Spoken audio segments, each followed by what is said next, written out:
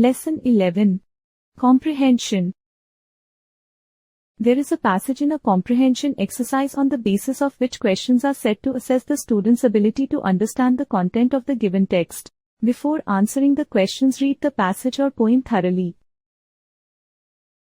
Read the following poem carefully. I found a cocoon that a caterpillar made, fastened to a leaf hanging in the shade. He barely had room to wiggle or wag, like me zipped up in my sleeping bag. I looked each time when I passed his way, but he never budged until just today.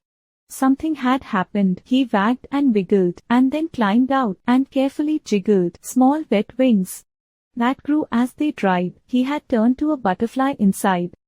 Read the following passage carefully. Dashratha was the king of Ayodhya, an ancient kingdom.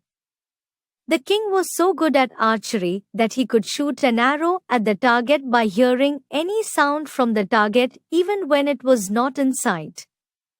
Once he went for hunting to the jungle.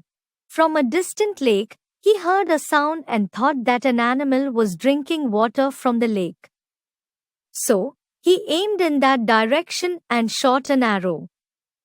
The arrow hit the target, but the cry that was heard was not that of an animal but a young boy. The king was in total shock. He rushed to the pond and found that his arrow had wounded a young boy badly. The dying boy said, I am Shravan Kumar. My parents are very old and blind. I came here to fetch water for them to quench their thirst. Saying this, the young boy breathed his last. With a heavy heart, the king went to Shravan's old parents.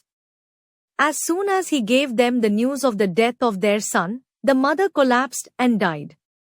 The father cursed the king, Oh, king, you have killed our son. He was our only support.